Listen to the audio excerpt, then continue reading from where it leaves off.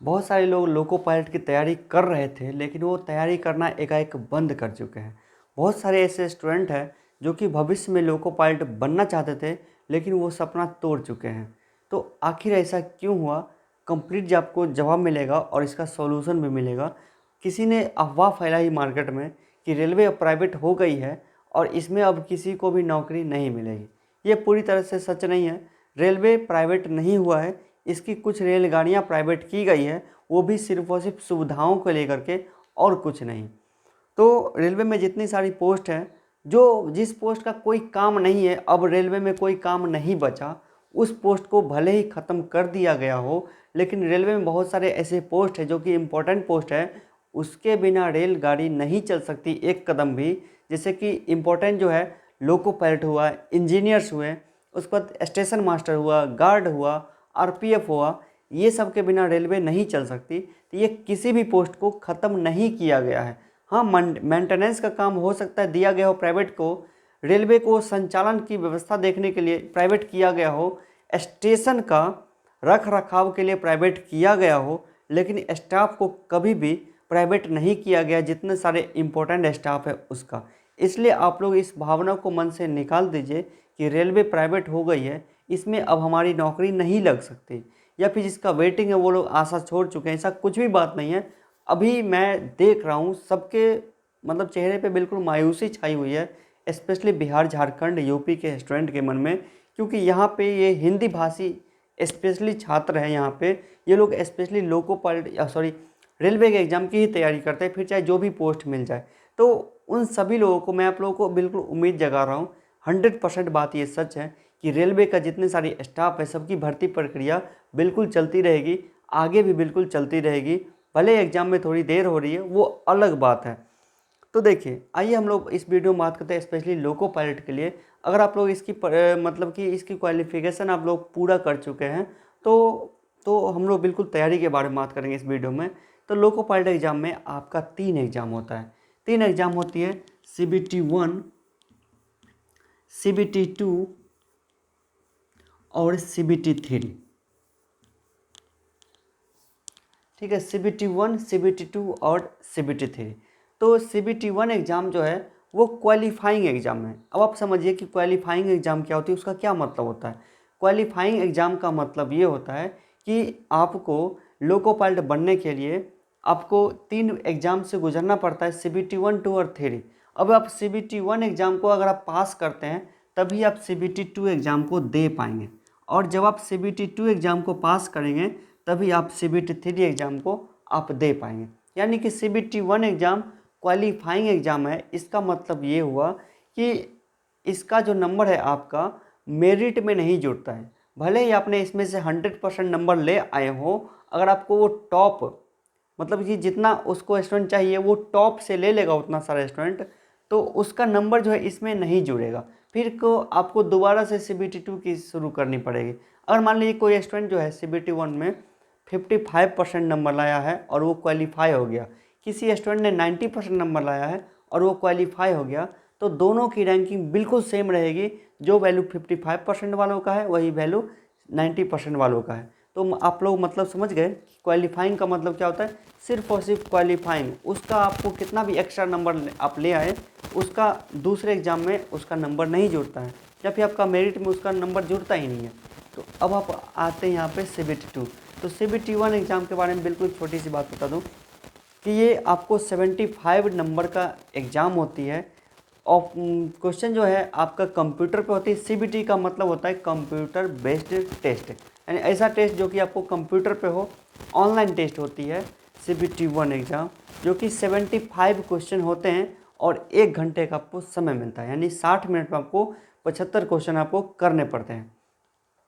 तो अब आप देखिए कि इस 75 क्वेश्चन में से कौन कौन से विषयों से क्वेश्चन पूछे जाते हैं और कौन कौन से विषयों से ज़्यादा क्वेश्चन आते हैं। तो इसमें देखिए सबसे इम्पोर्टेंट सब्जेक्ट है वो है आपका मैथ, रीजनिंग।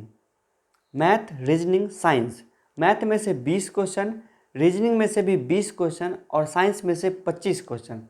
मैथ में से 20 क्वेश्चन, साइंस में से 20 क्वेश्चन, और मैथ 20, रीजनिंग 20 और करंट साइंस में से 25 क्वेश्चन। तो हो गया कितना? 65।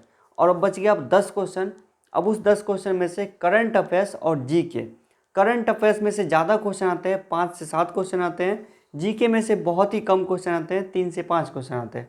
अब देखिए जीके में कितने सारे सब्जेक्ट आपको पढ़ने हैं। साइंस में से आपका हो गया फिजिक्स, केमिस्ट्री, बायोलॉजी। और जीके में देखिए आपका history, geography, economics, political science, basic GK, game GK, तो ये सब 7-8 सब्जेक्ट मिलाकर पूरा जीके बनता है। जबकि 2018 के एग्ज़ाम से जस्ट पहले जितने सारे एग्ज़ाम हुए हैं सब में जीके क्वेश्चन की भरमार होती थी, यानी कि 70% तक जो क्वेश्चन होता था वो बिल्कुल जीके का क्वेश्चन होता था। हिस्ट्री, ज्योग्राफी में ज़्यादा क्वेश्चन आते थे, लेकिन अभी जो एग्ज़ाम हो रहे हैं उसमें आपको मैथ, रीजनिंग, साइंस से ज़्यादा क्वेश्चन आ रहे हैं। इसलिए आपको बिल्कुल फोकस जो करना है मैथ, रीजनिंग, साइंस पे ही करना है। CBT 1 एग्ज़ाम आप क्वालिफाई कर जाएंगे तो CBT 2 एग्ज़ाम के लिए आपको फिर से फॉर्म भरवाया जाएगा और CBT 1 एग्ज़ाम के 2 से 3 महीने के अंदर में आपका CBT 2 एग्ज़ाम हो जाती है। अब देखिए आपका CBT 2 एग्ज़ाम जो है वो 2 चरण में संपन्न होती है। एक होती है आपका पार्ट ए और पार्ट बी, दोनों पार्ट एक ही साथ एग्ज़ाम हो जाती है, कंप्यूटर पे हो जाती है जैसा CBT 1 आपने दिया था। लेकिन ध्यान देने वाली बात यह है कि CBT 2 एग्ज़ाम जो है आपका मेरिट को डिसाइड करता है, मेरिट आपका तय करता है, आपका यहाँ से मेरिट बनता है। लोको पायलट का जो फाइनल जब रिजल्ट निकलता है तो उसमें मतलब कि मेरिट तैयार होती है, तो इस मेरिट के आधार पे आपका सिलेक्शन होता है। इसलिए आपको ज़्यादा ध्यान देने की ज़रूरत है कि आपको CBT 2 एग्ज़ाम में ज़्यादा स्कोर करने हैं। इसमें देखिए 2 पार्ट है, पार्ट ए और पार्ट बी। आपको पार्ट ए में ज़्यादा नंबर लाने हैं, पार्ट बी में ज़्यादा नंबर लाने हैं। इसका देखिए पार्ट बी जो है वो ट्रेड टेस्ट उसको कहा जाता है। मतलब कि आपने CBT 1 एग्ज़ाम जब आपने पास किया उसके बाद आपको CBT 2 एग्ज़ाम के लिए जब आप फॉर्म भरेंगे तो उसमें आपको पूछ लेगा कि आप कौन से ट्रेड से एग्ज़ाम देना। जैसे कि मैकेनिकल ग्रुप से जो भी स्टूडेंट होगा उसके लिए जो ऑप्शन मिलेगा फीटर वगैरह, तो अगर आपने फीटर सेलेक्ट किया तो आपको फीटर का ट्रेड मिलेगा। अगर आपने इलेक्ट्रीशियन ग्रुप से जो भी ट्रेड है या फिर जो भी ब्रांचेस हैं उसको इलेक्ट्रीशियन का पेपर देना पड़ सकता है, वायरमैन का देना पड़ सकता है, इलेक्ट्रॉनिक्स का दे सकते हैं। तो उसमें से आपने जो भी सिलेक्ट किया वो पेपर आपको आ जाएगा आपके बिल्कुल नाम से।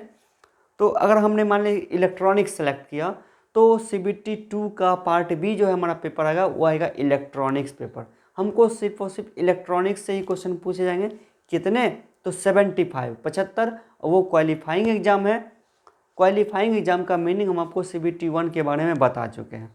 तो क्वालिफाइंग एग्ज़ाम है उसमें से आपको 35% नंबर आपको लाना पड़ता है। एक चीज़ का मैं आपको चर्चा करना भूल गया था। देखिए CBT 1 एग्ज़ाम, CBT 2, CBT 3 जो भी एग्ज़ाम होते हैं एक नॉर्मलाइजेशन एक चरण होती है। एक्चुअली में क्या होता है कि अब स्टूडेंट की संख्या बहुत सारे हैं, करोड़ में स्टूडेंट की संख्या है। एग्ज़ाम जो है एक दिन में पॉसिबल नहीं हो पाती है। एग्ज़ाम जो है बहुत दिन चलता है, 8 दिन, 10 दिन, 1 महीना। अब मान लीजिए कोई CBT 1 एग्ज़ाम जो है ये 20 दिन चला है, 20 पालियों में संपन्न हुआ है, तो जाहिर सी बात है 20 तरह के क्वेश्चन होंगे। कोई पेपर आसान होगा, कोई पेपर भारी होगा। अब मान लीजिए कोई स्टूडेंट आसान पेपर को दिया है 90 नंबर ले आए, कोई स्टूडेंट जो है भारी पेपर को दिया, मतलब क्वेश्चन उसमें सब सारे हार्ड थे, स्टूडेंट अच्छा था, उसकी तैयारी अच्छी थी, लेकिन उसको 40% नहीं नंबर ले पाया है। और जबकि कोई स्टूडेंट 90 नंबर ला के बैठा हुआ, कोई 40 नंबर लाया है, लेकिन उसका ईजी पेपर में 90 नंबर था और किसी का हार्ड पेपर में 40 नंबर था। तो इस दोनों को बैलेंस करने के लिए नॉर्मलाइजेशन का एक प्रक्रिया है जिसमें कि 90 नंबर वालों को घटा करके 75 के करीब कर देगा और 40 नंबर वालों को बढ़ा करके 75 के करीब कर देगा। इससे बैलेंस हो जाएगी, इससे स्टूडेंट को ज़्यादा लॉस नहीं होगा, ना किसी को ज़्यादा प्रॉफिट होगा। हाँ, किसी किसी का बैड लक होता है कि उसका ना नंबर बढ़ता है ना कोई घटता है, जबकि उसको बढ़ना चाहिए था। तो ये किसी किसी स्टूडेंट के साथ ऐसा बैड लक हो जाती है। बहुत सारे स्टूडेंट के साथ ऐसा हुआ है, लेकिन करोड़ में इसकी संख्या है, लेकिन मैक्सिमम 99% तक बिल्कुल सही है और इससे ज़्यादा कुछ फर्क नहीं पड़ता है। तो ये रहा, तो वो रहा नॉर्मलाइजेशन। जब एग्ज़ाम होगी तो हम आपको नॉर्मलाइजेशन के बारे में बता देंगे कि आपको कहाँ पे ध्यान देनी है और वो उसका कैसा कैलकुलेशन होता है। फिलहाल हम लोग बात कर लेते हैं CBT 2 में पार्ट ए में। ये बहुत ही ज़्यादा इम्पोर्टेंट है क्योंकि इसी से आपका मेरिट डिसाइड होती है।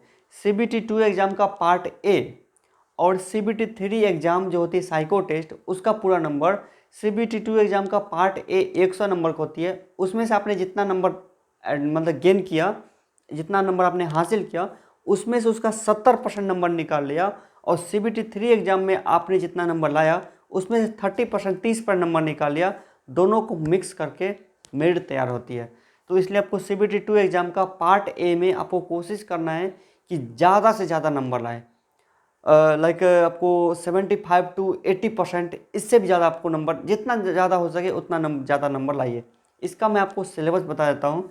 इस CBT 2 एग्ज़ाम में जो है 40 नंबर यानी 40 नंबर जो है, एक पेपर है बेसिक साइंस एंड इंजीनियरिंग। इस पेपर में से 40 नंबर क्वेश्चन पूछे जाते हैं।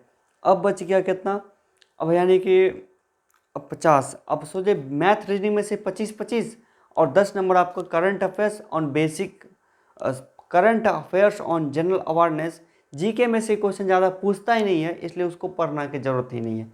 थोड़ा बहुत पूछता है। करंट अफेयर्स में ज़्यादा क्वेश्चन आते हैं, 5 से 7 क्वेश्चन आ सकते हैं। करंट अफेयर्स पढ़ना बहुत ज़रूरी है, वो आपका मतलब कि फाइनल रिजल्ट दिलाने में बहुत मदद करता है करंट अफेयर्स। तो CBT 2 एग्जाम का सिलेबस आप लोग जानेंगे, math reasoning basic science and engineering. और उसके बाद बचा आपको CBT 2 एग्ज़ाम जैसे आप पास करते हैं तो आपको CBT 3 एग्ज़ाम देना होगा। CBT 3 एग्ज़ाम आपको देना है। CBT 3 एग्ज़ाम में होती है साइको टेस्ट, 5 टाइप की होती है। साइको टेस्ट बेसिकली ये समझ लें, इसकी तैयारी आपको 8 दिन में बिल्कुल हो सकती है। इसके ऊपर हम बिल्कुल प्रॉपर एक वीडियो बना चुके हैं, आप उसको जाकर देख सकते हैं। तो यही 3 एग्ज़ाम से आपको गुजरना पड़ता है, इसी को आपको पास करना है। इसका सिलेबस मैंने आपको बता दिया। तो आपको इसकी तैयारी कितने समय में करनी है, कैसे करनी है, तो मैं आपको बता रहा हूँ। हमने लिखा है master notes loco pilot exam के लिए, और हमने 2014 से स्टूडेंट को पढ़ाना शुरू किया हूँ। 2018 एग्ज़ाम को मैंने बहुत सारे स्टूडेंट, लगभग में 10,000 से ज़्यादा स्टूडेंट ने हमारे एग्ज़ाम को, मतलब हमारे नोट से पढ़ के ये सब एग्ज़ाम को पास कर चुके हैं। भले उनका फाइनल सिलेक्शन नहीं हो पाया हो, वे अभी वेटिंग में हो, लेकिन CBT 2 exam, CBT 1 exam, CBT 2 exam हमारे नोट से वो 100% स्टूडेंट ने पास किया था। तो आपको भी हमारा नोट्स लेना पड़ेगा। आप इस नोट्स को पढ़ करके बिल्कुल 4 महीने मैक्सिमम में आप इस पूरे नोट्स को ख़त्म कर पाएंगे। और 4 महीने में आप पूरा नोट्स को ख़त्म करिए, उसके बाद आप रिवाइज करिए। जे नोट्स से अभी एक बार आप नोट्स को ख़त्म किए, आपका 75% तैयारी हो जाएगी। उसके बाद आप इस नोट्स का भी मतलब रिवाइज करिए, और मार्केट में जितनी सारी बुक्स मिलती है उसके बाद उसको मास्टर नोट्स पढ़ने के बाद वो सब बुक आप खरीद लीजिए और उसका भी आप रिवाइज करिए। तो आपको पता चलेगी सारे के सारे क्वेश्चन जो है मास्टर नोट्स में से टच करते हैं। तो आपको मास्टर नोट्स को बिल्कुल बेस में रखना है, इसको पहले पढ़ लेना है। उसके बाद जितने सारे बुक्स आती मार्केट में वो सब भी लेकर के पढ़ लेना है। जो भी डाउट होंगे धीरे धीरे क्लियर हो जाएंगे। तो ये रही, मास्टर नोट्स पढ़ लीजिए। अब देखिए आपको कोचिंग की ज़रूरत पड़ेगी। तो आपके आसपास बहुत सारी कोचिंग होते हैं, लेकिन क्या होता है स्टूडेंट को कि कोचिंग जाते हैं लेकिन कोचिंग का जो टीचर होता है वो प्रॉपर उसको गाइड नहीं कर पाता है, या फिर एक ही टॉपिक में बहुत ज़्यादा समय लगा देता है, या फिर एक ही समय में बहुत ज़्यादा समय लगा देता है। इससे उसका स्टूडेंट का टाइम बर्बाद होता है, मैनेजमेंट खराब हो जाती है। अब जरा मान लीजिए 100 क्वेश्चन का है, मैथ 25 नंबर पूछ रहा है और पूरा साल भर वो मैथ ही पढ़ाते रह गया, दूसरा सब्जेक्ट उसको पढ़ाया ही नहीं, तो बहुत गड़बड़ हो जाएगी ऐसे में। तो हम आपको एक वीडियो कोचिंग देंगे जो कि बिल्कुल पहले से वीडियो बनी हुई है। बस आपको उस एप्लीकेशन का लिंक लेना है और आप उस एप्लीकेशन को डाउनलोड करिएगा, अपने मोबाइल में इंस्टॉल करिएगा। तो और आप बिल्कुल 1 महीने के अंदर पूरा मैथ बना लीजिएगा, 15 दिन में पूरा रीजनिंग बना लीजिएगा, 15 दिन में पूरा साइंस बना लीजिएगा, और आगे का 1 महीना में इस सब का रिवाइज करके यानी 3 से 4 महीने के अंदर में पूरा का पूरा सब्जेक्ट आप सीख जाएंगे। बिल्कुल पेपर और पेन से खुद से मतलब कि बनाना सब कुछ सीखेंगे, भले ही आपका 0 लेवल क्यों ना हो। तो वीडियो कोचिंग और मास्टर नोट्स लेकर के आपको तैयारी करनी है। 3 महीने से लेकर के 4 महीने में आपकी तैयारी होगी। कोई स्टूडेंट बिल्कुल 0 लेवल है तो उसकी तैयारी 4 महीने मैक्सिमम होगी। कोई स्टूडेंट की तैयारी 25% है, थोड़ा बहुत तैयारी है उसका पहले से, तो उसको तैयारी 3 महीने में होगी कंप्लीट। अगर कोई स्टूडेंट बिल्कुल और भी अच्छा तैयारी उसका 50% 60% वो बिल्कुल फिनिशिंग करना चाहता है तो 2 महीने के अंदर पूरा सिलेबस को कंप्लीट कर पाएगा। इसके बाद हम आपको टेस्ट सीरीज देंगे, आप टेस्ट देते रहिए, रिवाइज करते रहिए। जब भी आपका एग्ज़ाम आएगा 100% आपका रिजल्ट निकलेगा। आपको हम आपके माइंड में बिल्कुल पॉजिटिव थिंकिंग ये है, सबसे पॉजिटिव थिंकिंग आपके माइंड में तो ये आ गया कम से कम। चलो अभिषेक सर का वीडियो देखेंगे, मतलब अभिषेक का वीडियो हम देख लेंगे। आपके पास कोई भी अगर डाउट होगी तो आप हमें व्हाट्सएप पे कांटेक्ट कर सकते हैं। हम आपको व्हाट्सएप नंबर बता देते हैं। वो व्हाट्सएप नंबर कुछ इस तरह से रहा 840689 1116। ये हमारा व्हाट्सएप का नंबर है। इस नंबर पे आप हमें व्हाट्सएप करिए और आप अपनी प्रॉब्लम बता सकते हैं, या फिर आपको कुछ जानकारी चाहिए, कोई गाइडेंस चाहिए, तो हम आपको बता देंगे इस पर। तो इस वीडियो में बस इतना ही। अगर आपको कुछ बताना हो, कुछ पूछना हो, तो आप हमें इस वीडियो में कमेंट करके बताइए। और हाँ, इस वीडियो को अगर आप लाइक करते हैं तो हमें काफ़ी मज़ा आएगा अगले वीडियो बनाने में, और तो हमें पता चले कि हमारे वीडियो को लोग पसंद कर रहे हैं, हमें और भी ज़्यादा वीडियो बनाना चाहिए। तो इस वीडियो को बस इतना ही पे ख़त्म करते हैं। आप लोग बस कोर्स को ज्वाइन कर लीजिए, टाइम बिल्कुल बर्बाद मत करिए, किसी भी तरह की गलत मतलब कि जो अफवाह फैलती है उस पर ध्यान मत दीजिए, आप ही का समय ख़राब होगा। वैकेंसी तो आएगी ही टाइम पे, तो ध्यान रखिए इस बात का।